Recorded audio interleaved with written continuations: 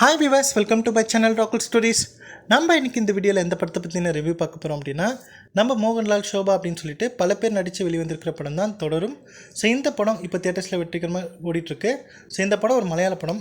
இந்த படத்தை பற்றின ஒரு ஷார்ட்டை விதாங்க பார்க்க போகிறோம். வாங்க வீடியோக்குள்ளே போகலாம். இந்த படத்தோட ஒன்லைன் ஸ்டோரி என்னென்னு பார்த்தீங்க அப்படின்னா, இந்த படத்தோட ஓப்பனிங்கில் ஒரு இடத்துல பயங்கரமாக மழை பெஞ்சிக்கிட்டு இருக்கு. ஸோ அப்படி பேஞ்சிட்டு இருக்கும்போது பார்த்திங்க அப்படின்னா, அந்த மழையினால் பார்த்திங்க அப்படின்னா நிலச்சரிவு வந்து ஏற்படுது.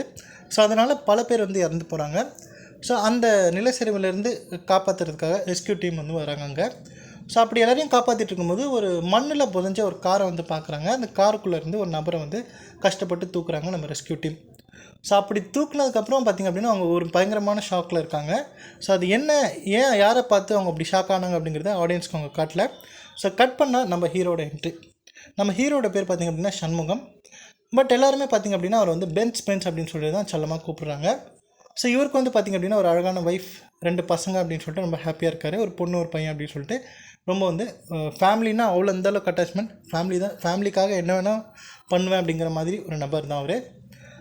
ஃபேமிலிக்கு ஈக்குவலாக பார்த்திங்க அப்படின்னா இன்னொரு விஷயத்து மேலே அவருக்கு ரொம்ப அட்டாச்மெண்ட் இருக்குது. என்ன அப்படின்னு பார்த்திங்கன்னா ஒரு அம்பாசிடர் கார் வந்து அவர் வச்சுருக்காரு. ஸோ அந்த கார் மேலே பார்த்திங்கன்னா ஒரு அளவுக்கு கடந்த ஒரு பாசம், அந்த ஒரு அட்டாச்மெண்ட் இருக்குது அந்த கார் மேலே அவருக்கு.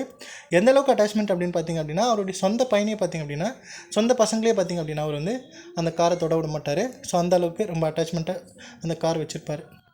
ஸோ அப்படி இருக்கும்போது பார்த்திங்க அப்படின்னா அவருடைய பையன், நம்ம ஹீரோட பையன் பார்த்திங்க அப்படின்னா அவருடைய ஃப்ரெண்ட்ஸை வந்து வீட்டுக்கு கூப்பிட்டு வருவான். ஸோ அப்படி கூப்பிட்டு வரும்போது பார்த்திங்க அப்படின்னா அந்த காரை பார்த்துட்டு நம்ம ஓட்டணும் அப்படின்னு சொல்லிட்டு அந்த ஃப்ரெண்ட்ஸ் வந்து ஓட்டுவானுங்க. ஓட்டிட்டு ஆக்சிடெண்ட்டும் பண்ணிடுவானுங்க. ஸோ பண்ணதுக்கப்புறம் நம்ம ஹீரோ செம்ம காண்டாயிடுவார். ஸோ ஆனதுக்கப்புறம் வேறு வழி இல்லை அப்படின்னு சொல்லிட்டு அந்த காரை எடுத்துகிட்டு போய் மெக்கானிக் ஷெட்டில் விடுவார். ஸோ விட்டதுக்கப்புறம் அவருக்கு ஒரு கால் வருது. என்னென்னு பார்த்திங்க அப்படின்னா, ஹலோ சார், இந்த கார் உங்களுதா, இது வந்து போலீஸ் ஸ்டேஷனில் இருக்குது, வாங்க நாங்கள் ஸ்டேஷன்லேருந்து பேசுகிறோம் அப்படின்னு சொல்லிட்டு போலீஸ் டிபார்ட்மெண்ட்லேருந்து ஒரு கால் வருது. இவருக்கு ஒரு பயங்கரமான ஷாக். என்ன அப்படின்னு சொல்லிட்டு போய் பார்க்கும்போது அப்போ தான் சொல்கிறாங்க, இந்த மாதிரி இந்த மெக்கானிக்கார பையன் வந்து ட்ரக்ஸ் யூஸ் பண்ணியிருக்கான். ஸோ எங்களுக்கு என்னமோ டவுட் என்ன அப்படின்னா, இந்த காரை யூஸ் பண்ணி தான் அவன் ட்ரக்ஸ் வந்து யூஸ் பண்ணியிருப்பான், ட்ரக்ஸ் வந்து கடத்திருப்பான் அப்படிங்கிற மாதிரி எனக்கு டவுட் இருக்குது. ஸோ அதனால் இந்த காரியம் வந்து நாங்கள் இவனை பிடிக்கும்போது இந்த காரியம் நாங்கள் சீஸ் பண்ணி கொண்டு வந்துட்டோம் அப்படிங்கிற மாதிரி போலீஸ் டிபார்ட்மெண்ட்டில் போலீஸ் ஆஃபீஸர் சொல்லுவாங்க. ஸோ சொன்னதுக்கப்புறம் அவருக்கு வந்து உயிரே போயிடும். நம்ம காரு போயிடுச்சு அப்படின்னு சொல்லிட்டு எப்படியாச்சும் நம்ம காரை வந்து வெளியே எடுத்துடணும் அப்படின்னு சொல்லிட்டு முயற்சி பண்ணுவார். ஸோ அந்த முயற்சி பண்ணுற ப்ராசஸில் நிறைய விஷயங்கள் நடக்கும். எந்த அளவுக்கு ப்ராப்ளம்ஸ் வந்து க்ரியேட் ஆகும் அப்படின்னு பார்த்திங்க அப்படின்னா, அவருடைய சொந்த ஃபேமிலி வந்து அஃபெக்ட் பண்ணக்கூடிய அளவுக்கு ப்ராப்ளம்ஸ் வந்து க்ரியேட் ஆகுது. ஸோ அதுக்கப்புறம் எப்படி இதெல்லாம் சமாளித்தார் நம்ம ஹீரோ அப்படிங்கிறது தான் இந்த படத்தோட மீதி கதை.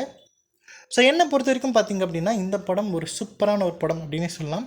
நம்ம லாலிட்டனை பற்றி சொல்லவே வேணாம், சூப்பராக நடிச்சிருக்காரு, ரொம்ப சர்ட்டிலாக நடிச்சிருக்காரு, தேவையான பெர்ஃபார்மன்ஸை சூப்பராக கொடுத்துருக்காரு. இவர் மட்டும் இல்லை, இதில் நடித்த அத்தனை கேரக்டர்ஸுமே சூப்பராக நடிச்சிருக்காங்க. நம்ம ஷோபா மேமாக இருக்கட்டும், அவங்களுமே சூப்பராக நடிச்சிருக்காங்க. அவங்களுடைய ஸ்பேஸ் சின்னது தான், பட் இருந்தாலுமே அவங்க கொடுக்கப்பட்டிருக்க அந்த கேரக்டர் சூப்பராக பண்ணியிருக்காங்க அப்படின்னே சொல்லலாம். மற்றபடி இந்த படத்தை பற்றி எந்த குறையும் நான் சொல்ல மாட்டேன். அங்கங்கே ஒரு சின்ன சின்ன ட்ராபேக்ஸ் இருந்தாலுமே கூட படம் முழுக்க பார்த்திங்க அப்படின்னா ஒரே ஸ்ட்ரெச்சாக வந்து சூப்பராக போகுது, வேறு லெவலில் இருக்குது அப்படின்னே சொல்லலாம். திருஷ்யம் அதுக்கப்புறம் இந்த படம் ஒரு சூப்பரான ஒரு படம். இந்த 2025 ஒரு பெஸ்ட் மூவி கேட்டகரியில் இந்த படம் வரும் அப்படிங்கிறது எந்த டவுட்டுமே கிடையாது. திருஷ்யம் அதுக்கப்புறம் பார்த்திங்க அப்படின்னா ஒரு சூப்பரான ஒரு படம் அப்படின்னே சொல்வேன். கண்டிப்பாக டைம் இருந்தால் இந்த படத்தை போய் பாருங்கள். பார்த்துட்டு உங்களுடைய ஃபீட்பேக் என்ன அப்படிங்கிறத கமெண்ட்டில் பண்ணுங்கள். ஸோ இந்த வீடியோ பிடிச்சிருந்தால் லைக் பண்ணுங்கள், ஷேர் பண்ணுங்கள். மறக்காமல் என்னுடைய ராகுல் ஸ்டோரிஸ் அப்படிங்கிற என்னுடைய யூடியூப் சேனலை சப்ஸ்கிரைப் பண்ணிவிடுங்க. தேங்க்யூ.